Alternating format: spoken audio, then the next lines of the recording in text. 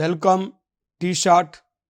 మన ఇండియన్ ఎకానమీలో భాగంగా బ్యాంకింగ్ సిస్టమ్ అనే టాపిక్ను మనం పరిశీలించినట్లయితే ప్రీవియస్లో మనకు జరిగిన అనేక రకాల పోటీ పరీక్షల్లో జనరల్ స్టడీస్లో బ్యాంకుల నుంచి అనేక ప్రశ్నలు మనకు రావటం జరిగింది. ముఖ్యంగా బ్యాంకింగ్ లెసన్లో ఆర్బీఐ మీద, జాతీయం చేసిన బ్యాంకుల మీద, ఏ బ్యాంకుని ఏ బ్యాంకులో విలీనం చేయటం జరిగింది, మరి ప్రస్తుతం భారతదేశంలో ఎన్ని జాతీయ బ్యాంకులు ఉన్నాయి, ఎన్ని ప్రభుత్వ రంగ బ్యాంకులు ఉన్నాయి అనే వాటి మీద మనకి ఎక్కువగా పోటీ పరీక్షల్లో ఎక్కువ అడుగుతుండు కాబట్టి వీటి మీద మనం కాన్సన్ట్రేషన్ చేయాలి. ఇప్పుడు బ్యాంకు అనే ఒక పదము బాంకో అనే ఒక లాటిన్ పదం నుండి ఉద్భవించింది. బాంకో అనే ఒక లాటిన్ పదం నుండి ఉద్భవించింది. బాంకో అనగా ద్రవ్యాన్ని మారకం చేయుట, అంటే ఒకరి నుంచి ఒకరికి డబ్బును మారకం చేసేయే బ్యాంకులు. మరి ఈ బ్యాంకింగ్ వ్యవస్థను మనం పరిశీలించినట్లయితే పురాతన ఇటలీ దేశంలో లొంబార్డ్ అనే జాతుల వారు మార్కెట్ స్థలాల ముందు ఈ బెంచీల మీద ఈ లొంబార్డి అనే ఒక జాతి ఈ బెంచీల మీద డబ్బులు పోసుకొని ఈ మార్కెట్లో కొనేవారికి, మార్కెట్లో అమ్మేవారికి అప్పులిచ్చి లొంబార్డి జాతుల వారు 1157వ సంవత్సరంలో ప్రపంచంలో మొట్టమొదటిసారిగా వెన్నిస్ బ్యాంకుని ఏర్పాటు చేశారు. వెన్నిస్ బ్యాంక్ అంటే ప్రపంచంలో ఏర్పడిన అతి ప్రాచీన బ్యాంక్ వెన్నిస్ బ్యాంక్. ఇది 1157వ సంవత్సరంలో మన ఇటలీ దేశంలోని వెన్నిస్ అనే నగరంలో లొంబార్డి జాతుల వారు ఏర్పాటు చేయటం జరిగింది. తర్వాత ఈ బ్యాంక్ అనేది కనుమరుగైపోయింది. మరి ఆచార్య క్రౌదర్ అనే ఒక ఆర్థికవేత్త ప్రకారం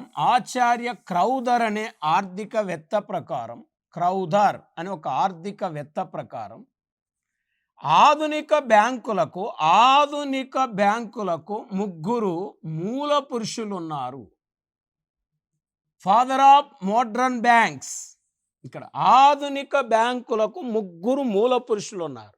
ఆ ముగ్గురు మూల పురుషులు ఎవరు? క్రౌదర్ అనే ఆర్థికవేత్త ప్రకారం అంటే ఒకటి కంసాలి గోల్డ్ స్మిత్, 2 వడ్డీ వ్యాపారి,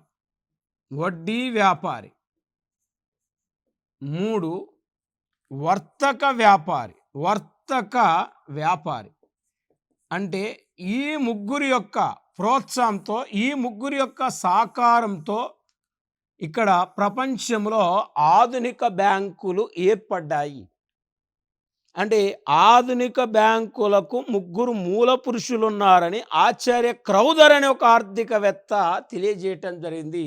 మరి వాళ్ళే కంసాలి, వడ్డీ వ్యాపారి, వర్తక వ్యాపారి అని చెప్తున్నాం. అయితే ప్రపంచంలో ఏర్పడిన మొట్టమొదటి ఆధునిక బ్యాంక్ ఏంటంటే ఈ బ్యాంక్ ఆఫ్ బార్సిలోనా ప్రపంచంలో ఏర్పడ్డ మొట్టమొదటి ఆధునిక బ్యాంక్. దీన్ని 1401వ సంవత్సరంలో బార్సిలోనాలో ఏర్పాటు చేయటం జరిగింది.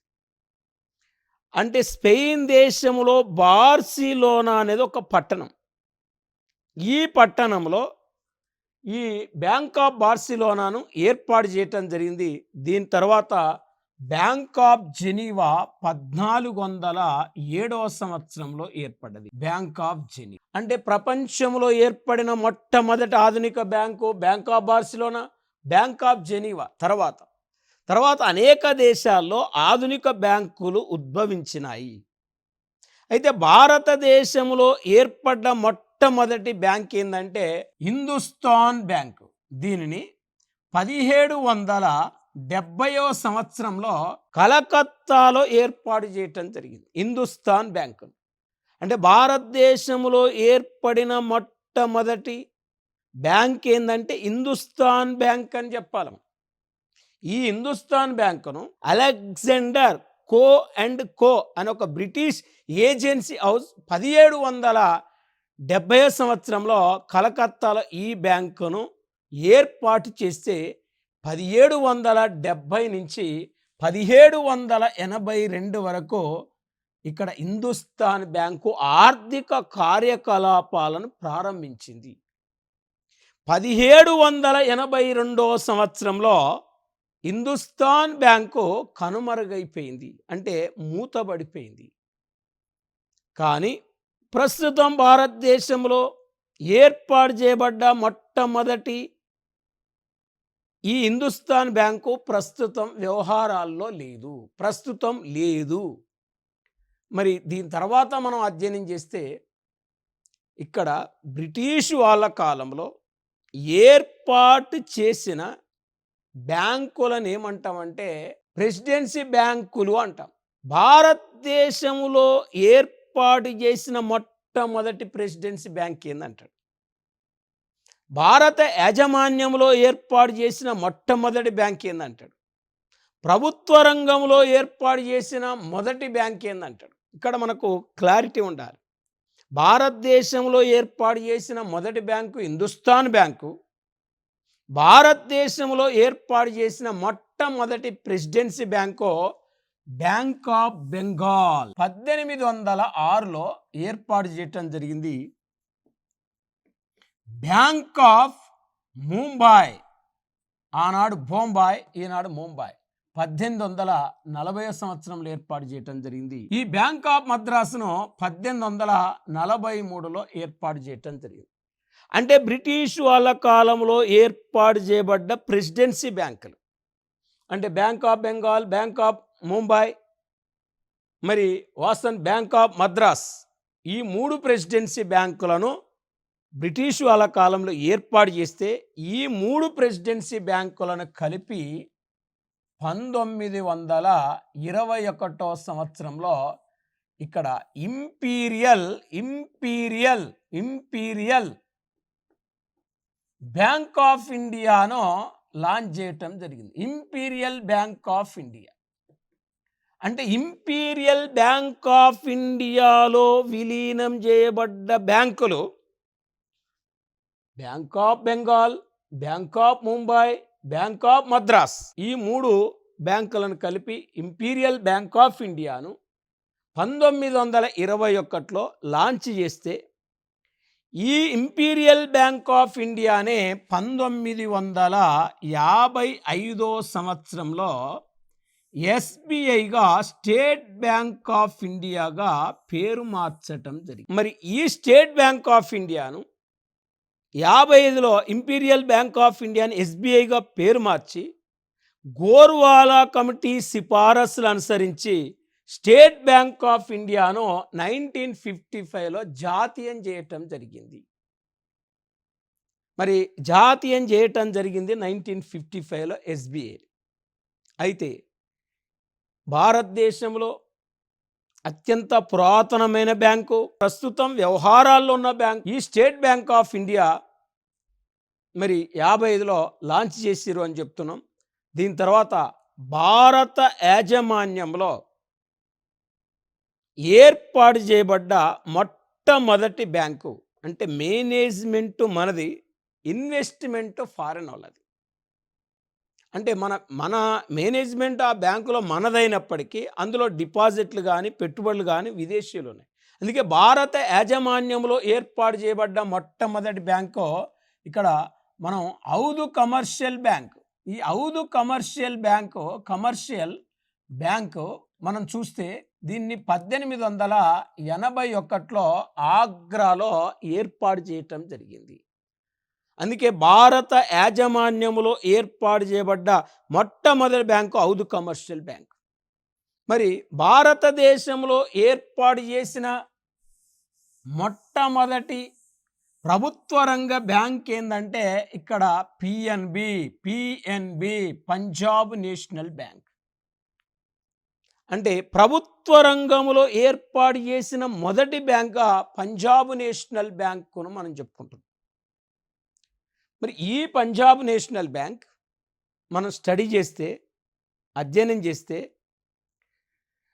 1894 సంవత్సరంలో పంజాబ్ నేషనల్ బ్యాంకును ఏర్పాటు చేయటం జరిగింది. మరి ఆనాడు ఈ పంజాబ్ నేషనల్ బ్యాంకును ఏర్పాటు చేసినప్పుడు దాని యొక్క హెడ్ క్వార్టర్ ఎక్కడుందంటే లాహోర్లో ఉంది. అంటే 1894లో లాహోర్ కూడా భారతదేశంలో భాగం కాబట్టి, అంటే అప్పుడు పాకిస్తాన్ ఇండియాలో భాగం కాబట్టి ఆనాడు పంజాబ్ నేషనల్ బ్యాంకును లాహోర్ హెడ్ క్వార్టర్గా, లాహోర్ ప్రధాన కార్యాలయంగా పంజాబ్ నేషనల్ బ్యాంకును ఏర్పాటు చేయటం జరిగింది. మరి ప్రస్తుతం పంజాబ్ నేషనల్ బ్యాంక్ యొక్క ప్రధాన కార్యాలయం ఎక్కడ ఉంది అన్నాడు అంటే ఢిల్లీలో ఉంది ప్రజెంట్ పంజాబ్ నేషనల్ బ్యాంక్ యొక్క ప్రధాన కార్యాలయం.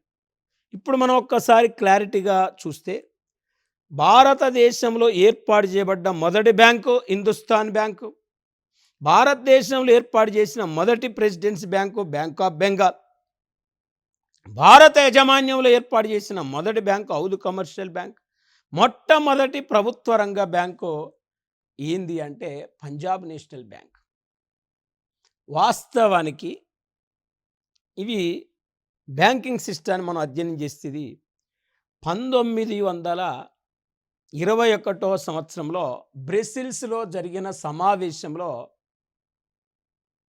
ప్రతి దేశం కేంద్ర బ్యాంకును, సెంట్రల్ బ్యాంకును, ఫెడరల్ బ్యాంకును ఏర్పాటు చేసుకోవాలని ఆ సమావేశంలో నిర్ణయించడం జరిగింది. ఆ సమావేశ సందర్భంగా మన దేశంలో మనం చూస్తే స్టడీ చేస్తే ఇక్కడ reserve bank of India, reserve bank అంటే భారతదేశంలో కేంద్ర బ్యాంకును ఆర్బీఐ అంటారు. కొన్ని దేశాల్లో కేంద్ర బ్యాంక్ అంటారు, కొన్ని దేశాల్లో ఫెడరల్ బ్యాంక్ అంటారు, మరి కొన్ని దేశాల్లో మన దేశంలో ఫెడరల్ బ్యాంక్ అనో, మన దేశంలో కేంద్ర బ్యాంక్ అనో, భారతదేశంలో రిజర్వ్ బ్యాంక్ ఆఫ్ ఇండియా అంటారు. అంటే భారతీయ రిజర్వ్ బ్యాంక్ అంటారు. అంటే 1927 సంవత్సరంలో రిజర్వ్ బ్యాంక్ ఆఫ్ ఇండియాను ఏర్పాటు చేయాలని ఎల్టన్ అంటే రిజర్వ్ బ్యాంక్ ఆఫ్ ఇండియాను ఏర్పాటు చేయాలని 1927లో మొదటిసారిగా రాయల్ కమిషన్ సిఫారసు చేసినప్పటికీ మరి రిజర్వ్ బ్యాంకు ఏర్పడలేదు. అయితే 1931 సంవత్సరంలో బ్యాంకులపై నియమించబడిన, బ్యాంకులపై వేసిన బ్యాంకింగ్ ఎంక్వైరీ కమిటీకి అధ్యక్షుడైన ఎల్టన్ యంగ్ కమిటీ సిఫారసులను అనుసరించి ఆర్బీఐ స్థాపనకు సంబంధించిన బిల్లును 1933లో పార్లమెంటులో ప్రవేశపెట్టడం జరిగింది. ఇప్పుడు మనకు క్వశ్చన్ అడుగుతారు, ఏ కమిటీ సిఫారసులు అనుసరించి రిజర్వ్ బ్యాంక్ ఆఫ్ ఇండియాని ఏర్పాటు చేశారంట? రాయల్ కమిషన్ సిఫారసులు ఒకటి, ఎల్టన్ యంగ్ కమిటీ సిఫారసులు రెండవది, నరసింహన్ కమిటీ సిఫారసులు మూడవది, గోయిఫోరియా కమిటీ సిఫారసులు నాలుగవది అని ఇక్కడ ఆప్షనల్ ఇచ్చినప్పుడు రాయల్ కమిషన్ సిఫారసులు చేసింది ఆర్బీఐని ఏర్పాటు చేయమని. రాయల్ కమిషన్ సిఫారసులు అనుసరించి ఆర్బీఐ ఏర్పాటు సంబంధించిన బిల్లు లెజిస్లేటివ్ అసెంబ్లీలో ప్రవేశపెడితే అది ఆ లెజిస్లేటివ్ అసెంబ్లీ ఆర్బీఐ ఏర్పాటు బిల్లును ఆమోదించలేదు. ఎందుకంటే 1927లో పార్లమెంట్ లేదు కాబట్టి లెజిస్లేటివ్ అసెంబ్లీలో ఆర్బీఐ బిల్లు ప్రవేశపెడితే అది అనుమతి లభించలేదు.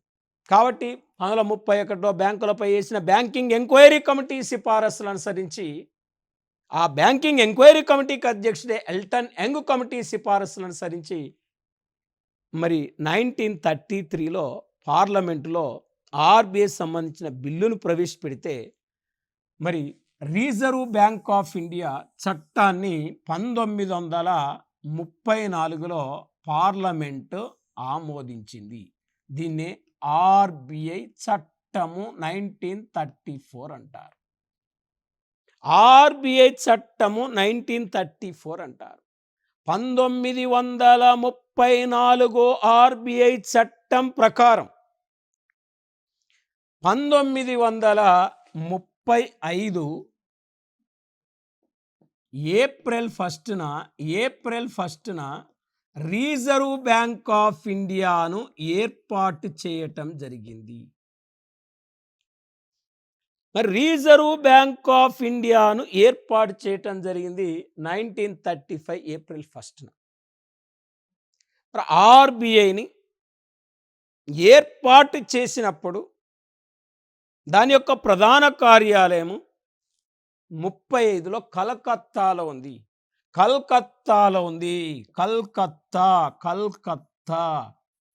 ఉంది. అయితే ఈ రిజర్వ్ బ్యాంక్ ఆఫ్ ఇండియా యొక్క కార్యాలయాన్ని 1937లో ఆనాడు బొంబాయికి తరలించటం జరిగింది. అంటే కలకత్తా నుండి బొంబాయికి తరలించారు 1937లో. అంటే 2 సంవత్సరాలు కూడా ఆర్బీఐ యొక్క హెడ్ క్వార్టర్ కలకత్తాలో ఉంది. 37లో బొంబాయి, 37లో ముంబాయి. ఈనాడు ముంబాయి, ఆనాడు బొంబాయి. 37లో ముంబాయికి తరలించారు. ఆనాటి నుంచి కూడా ఈనాటి వరకు కూడా ఆర్బీఐ యొక్క కార్యాలయం ముంబాయిలో ఉంది.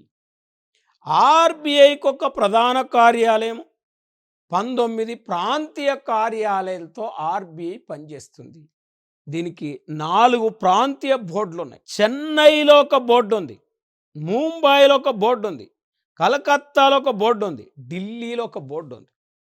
4 ప్రాంతీయ బోర్డులతో 19 ప్రాంతీయ కార్యాలయాలతో ఒక ప్రధాన కార్యాలయంతో రిజర్వ్ బ్యాంక్ ఆఫ్ ఇండియా పనిచేస్తుంది. 35 ఏప్రిల్ 1న ఏర్పడితే రిజర్వ్ బ్యాంక్ ఆఫ్ ఇండియాను 1949 జనవరి 1న ఆర్బీఐని జాతీయం చేయటం జరిగింది. Nationalisation by RBI 1949 January 1.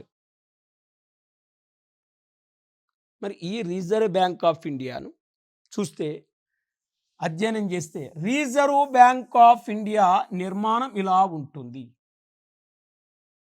Reserve bank of India నిర్మాణం ఇలా ఉంటుంది. ఎగ్జిక్యూటివ్ డైరెక్టర్స్ 15 మంది ఉంటారు. ఎగ్జిక్యూటివ్ డైరెక్టర్స్ 15 మంది ఉంటారు. ఉప గవర్నర్లు 4 ఉంటారు. గవర్నర్లు 1 ఉంటారు. 1 + 4 5 + 15 మొత్తం 20. టోటల్ 20 మంది ఉంటారని చెప్తున్నాం. అంటే కేంద్ర బోర్డ్ ఆఫ్ డైరెక్టర్లు 20 మంది ఉంటారు. ఆ 20 మందిలో ఒకరు గవర్నర్, 4 డిప్యూటీ గవర్నర్లు, ఎగ్జిక్యూటివ్ డైరెక్టర్లు 15 మంది. ఈ విధంగా రిజర్వ్ బ్యాంక్ యొక్క నిర్మాణం ఇలా ఉంటుంది. దాని యొక్క నిర్మాణం ఈ విధంగా ఉంటుంది. మరి ఈ రిజర్వ్ బ్యాంక్ ఆఫ్ ఇండియాకు ముఖ్య కార్యనిర్వహణాధికారిగా గవర్నర్ వ్యవహరిస్తాడు. ముఖ్య కార్యనిర్వహణాధికారిగా. మరి రిజర్వ్ బ్యాంక్ యొక్క గవర్నర్ యొక్క పదవి కాలం ఎన్ని సంవత్సరాలు అంటే, రిజర్వ్ బ్యాంకు గవర్నర్ పదవి కాలం 3 సంవత్సరాలు.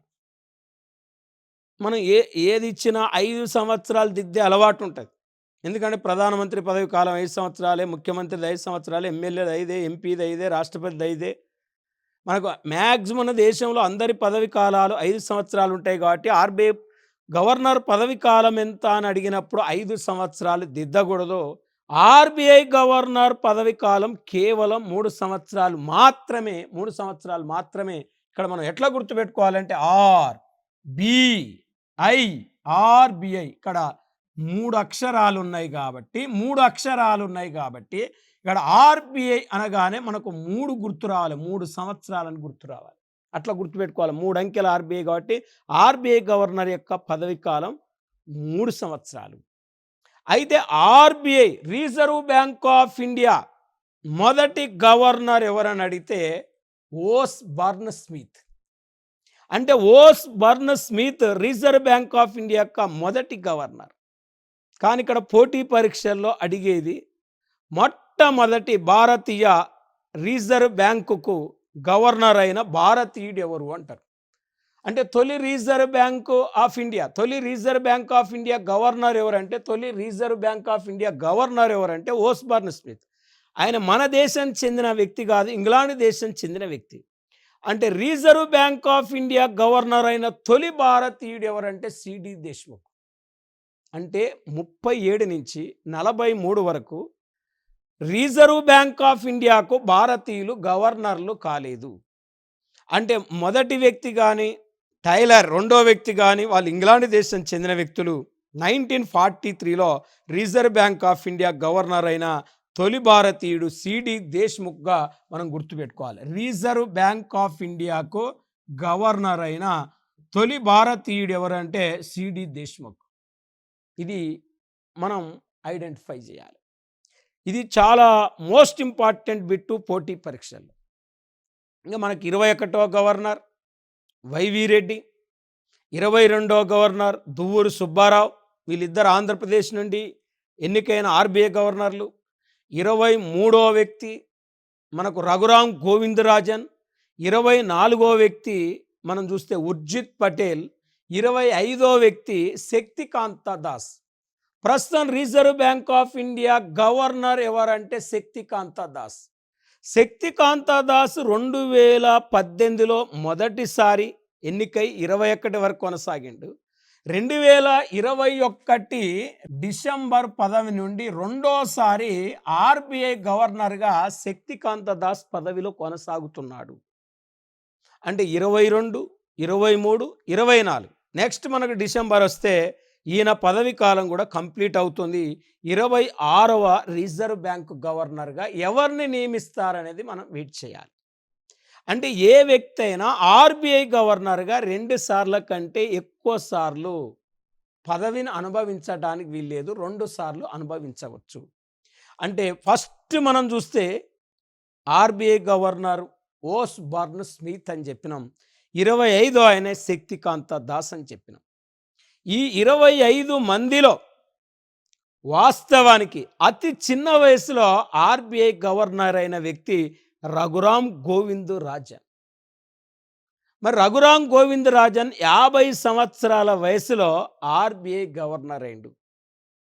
మరి ఆర్బీఐ గవర్నర్ అయిండు 50 సంవత్సరాల వయసులో అంటే గతంలో మన్మోహన్ సింగ్ 50 సంవత్సరాల 15 రోజుల వయసులో ఆర్బీఐ గవర్నర్ అయితే మన్మోహన్ సింగ్ యొక్క రికార్డును రఘురామ్ గోవిందరాజన్ బీట్ చేసి 50 సంవత్సరాల వయసులో అతి చిన్న వయసులో ఆర్బీఐ గవర్నర్ అయిన ఘనతగా రఘురామ్ గోవిందరాజన్ దక్కించుకోవటం జరిగింది. మరియు ఇక్కడ మనం పోటీ పరీక్షల్లో ఇక్కడ అడిగే బిట్టు మనం జనరల్గా తీసుకుంటే మరొక బిట్ ఏంటంటే ఆర్బీఐ గవర్నర్ అయి ప్రధానమంత్రి అయిన వ్యక్తి మన్మోహన్ సింగ్. మరి ఇప్పుడు జనరల్గా ఆర్బీఐలో ఒక గవర్నర్, 4 డిప్యూటీ గవర్నర్లు ఉంటారని చెప్తున్నాం. మరి జనరల్గా ప్రస్తుతం ఆర్బీఐ యొక్క డిప్యూటీ గవర్నర్లు చూస్తే రాజేశ్వరరావు ఆర్బీఐ యొక్క deputy governor, Ravi Shankar present RBI యొక్క deputy governor, Swaminathan present RBI యొక్క deputy governor, Michael Debabrata Patra RBI యొక్క డిప్యూటీ గవర్నర్. మరి వీళ్ళు అయితే భారతదేశ చరిత్రలో ఆర్బీఐకి డిప్యూటీ గవర్నర్ అయిన మహిళ ఉదేశి అనే ఒక మహిళ ఆర్బీఐకి డిప్యూటీ గవర్నర్ అయిందండి. ఇప్పటి వరకు భారతదేశ చరిత్రలో ఏ మహిళ కూడా ఆర్బీఐ గవర్నర్ కాలే, ఒక్క మహిళ కూడా ఆర్బీఐ గవర్నర్ కాలే. కానీ డిప్యూటీ గవర్నర్ అయిన ఆమె ఉదేశి అనే ఒక మహిళ ఆర్బీఐ డిప్యూటీ గవర్నర్ అయింది. ఆమె 2003 నుంచి 2005 మధ్య కాలంలో ఆర్బీఐ డిప్యూటీ గవర్నర్గా ఒక మహిళ పనిచేసింది. మరి మన దేశానికి 2 ఆర్థిక సంవత్సరాలు ఉంటాయి. కేంద్ర ప్రభుత్వ ఆర్థిక సంవత్సరం సెంట్రల్ గవర్నమెంట్ యొక్క ఫైనాన్షియల్ ఇయర్ ఏప్రిల్ 1 నుంచి మార్చి 31 ఉంటే ఆర్బీఐ గవర్నర్ యొక్క అంటే ఆర్బీఐ మనకు ఆర్థిక సంవత్సరం చూస్తే ఆర్బీఐ యొక్క ఫైనాన్షియల్ ఇయర్ మనం చూస్తే ఇక్కడ జూలై 1 టు ఇక్కడ జూన్ 30 ఆర్బీఐ యొక్క ఫైనాన్షియల్ ఇయర్గా మనం చెప్పుకోవచ్చు. అంటే మనకు ఆర్బీఐకి సపరేట్ ఫైనాన్షియల్ ఇయర్ ఉంటుంది, కేంద్ర ప్రభుత్వానికి సపరేట్గా ఫైనాన్షియల్ ఇయర్ ఉంటుంది. కాబట్టి మనం ఇది గుర్తుపెట్టుకోవాలి. నెక్స్ట్ మనం చూస్తే reserve bank of India RBI యొక్క విధులను మనం అబ్జర్వ్ చేస్తే నెంబర్ 1 ఆర్బీఐ యొక్క విధి కరెన్సీ నోట్లను ముద్రించే బ్యాంకు. అంటే మన దేశంలో కరెన్సీ నోట్లను ముద్రించే అధికారం రిజర్వ్ బ్యాంక్ ఆఫ్ ఇండియాకుంది. అంటే ఏ పద్ధతి ఆధారంగా కరెన్సీ నోట్లను ముద్రిస్తుందంటే కనిష్ట నిలువల పద్ధతి ఆధారంగా కరెన్సీ నోట్లను ముద్రిస్తుంది. ఈ పద్ధతిని ఆర్బిఐ 1957 నుంచి రిజర్వ్ బ్యాంక్ ఆఫ్ ఇండియా ఈ పద్ధతిని అనుసరిస్తుంది. మరి కరెన్సీ నోట్లను ముద్రించే అధికారం ఆర్బిఐకి ఉంది. ₹1 నోటు మినాయించి అన్ని రకాల నోట్లను ముద్రించే అధికారం ఆర్బిఐకి ఉంది. మరి నోట్లను ముద్రించే అధికారం ఆర్బిఐకే ఉంది, నోట్లను రద్దు చేసే అధికారం ఆర్బిఐకే ఉంది. ₹1 నోట్ను ఇక్కడ ఆర్బిఐ ముద్రించదు, కేంద్ర ప్రభుత్వం ముద్రిస్తుంది. ₹1 నోటు మీద కేంద్ర ఆర్థిక మంత్రిత్వ శాఖ కార్యదర్శి సంతకం ఉంటుంది. మరి కనిష్ట నిల్వల పద్ధతి అంటే 1935 నుండి 1956 వరకు ఆర్బిఐ నైష్పత్తిక పద్ధతి ఆధారంగా కరెన్సీ నోట్లను ముద్రించింది. 1957 నుంచి ఇక్కడ మేజర్గా మనం చూస్తే ఇక్కడ కనిష్ట నిల్వల పద్ధతి ఆధారంగా కరెన్సీ నోట్లని ముద్రిస్తుంది అని చెప్తున్నాం. వాస్తవానికి కరెన్సీ నోట్లు మనం తీసుకుంటే నైష్పత్తిక పద్ధతికి కనిష్ట నిల్వల పద్ధతికి డిఫరెన్స్ ఏంటంటే ఇక్కడ కనిష్ట నిల్వల పద్ధతి అంటే రిజర్వ్ బ్యాంకు కరెన్సీ నోట్లను ముద్రించాలంటే మినిమం ఆర్బిఐ దగ్గర 200 కోట్ల నిల్వలు ఉండాలి ఆర్బిఐ దగ్గర. ఇందులో 115 కోట్లు బంగారపు నిల్వలు, 85 కోట్లు విదేశ మారక నిల్వలు ఉండాలి. ఇంత నిల్వలు ఆర్బిఐ దగ్గర ఉంటే జనరల్గా మనం దేశ అవసరాల నిమిత్తం ఎంత కరెన్సీనైనా ముద్రించుకునే అధికారం రిజర్వ్ బ్యాంక్ ఆఫ్ ఇండియాకు ఇంత ఉంటే.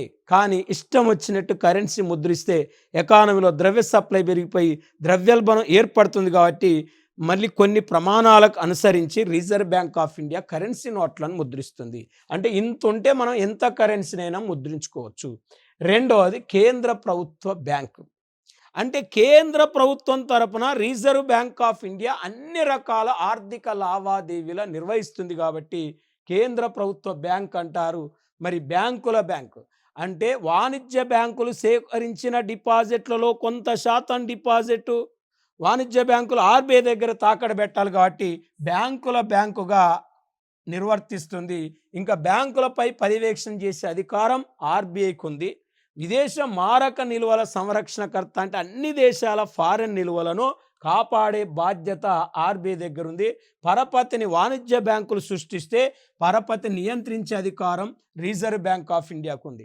వాణిజ్య బ్యాంకులు ఆపదలు ఉన్నప్పుడు రుణాలు ఇచ్చి ఆదుకుంటుంది కాబట్టి అంతిమ రుణదాత అని కూడా ఆర్బిఐని చెప్పవచ్చు. ఇప్పుడు మనం రిజర్వ్ బ్యాంక్ ఆఫ్ ఇండియా యొక్క విధుల గురించి పూర్తిగా మనం తెలుసుకోవటం జరిగింది. కాబట్టి నెక్స్ట్ మనం క్లాసులో వాణిజ్య బ్యాంకుల యొక్క విధులు, వాణిజ్య బ్యాంకుల యొక్క ఉద్దేశము, బ్యాంకుల జాతీయకరణ ఎలా జరిగింది, ఎన్ని బ్యాంకులు ఎన్ని దశల్లో బ్యాంకులను జాతీయం చేయటం జరిగిందనేది మనం నెక్స్ట్ టాపిక్ నెక్స్ట్ క్లాసులో తెలుసుకుందాం.